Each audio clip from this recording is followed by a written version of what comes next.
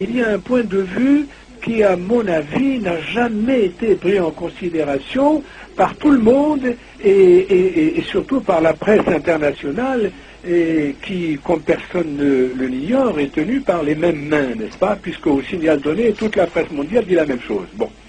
Alors, lorsqu'on a un adversaire en face de soi, qu'on n'est pas d'accord avec quelqu'un, il faut essayer de se mettre à sa place et voir quelles sont ses raisons, quelles sont ses motivations. Peut-être qu'il a raison, peut-être que c'est nous qui nous trompons. Alors écoutons-le et voyons voir. Alors, je vous préviens tout de suite, moi je suis un catholique croyant et pratiquant, donc en tant que chrétien, je ne peux pas faire de racisme ni de choses comme ça, mais j'essaye de comprendre un petit peu les islamismes.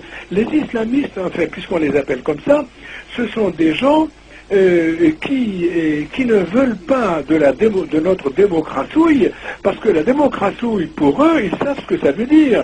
Ça veut dire que si la démocratie s'installe chez eux, ça veut dire que les hommes vont devenir des femmes et les femmes vont devenir des hommes, que la dépravation des mœurs, la décadence, la drogue, l'irrespect des enfants envers les parents et les professeurs va grandir, et ça va être le grand foutoir que nous avons en Occident, et dit chrétiens. Alors, ils ne veulent pas de ça, ils veulent que le respect de la femme, des parents, des professeurs, que la morale continue d'exister dans les pays pour que les hommes continuent d'être des hommes et non pas des bêtes.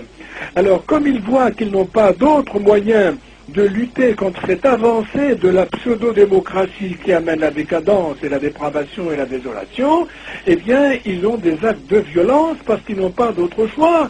C'est un peu comme ces malheureux Palestiniens qui se suicident, qui se transforment en bombes vivantes. Vous savez, pour en arriver à ça, faut-il être désespéré quand même. On les appelle des terroristes, mais ce sont des désespérés qui donnent leur vie. Je ne suis pas d'accord, évidemment, de tuer des civils. Mais le gars qui fait ça, croyez bien qu'il ne le fait pas de gaieté de cœur. Bon, tous ceux qui, dans le monde, ont des actes de violence regrettables, qui sont eux les premiers à regretter très probablement, ils s'en seraient bien passés si on leur foutait la paix, si on les laissait s'exprimer.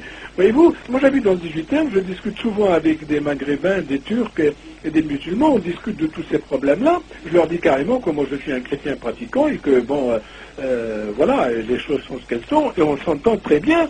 Et je leur dis, mais ces gens qu'on qualifie d'être excessifs, d'être extrémistes, d'être terroristes, comme on dit, c'est la mode, n'est-ce pas? Eh bien, il faut les comprendre, ils ne veulent pas de notre démocratie. La démocratie, c'est la décadence dans laquelle nous vivons actuellement, où les hommes ne reconnaissent plus la main droite de la main gauche, où il n'y a plus d'enfants, où des gamines de 13 ans vont acheter des préservatifs dans des pharmacies.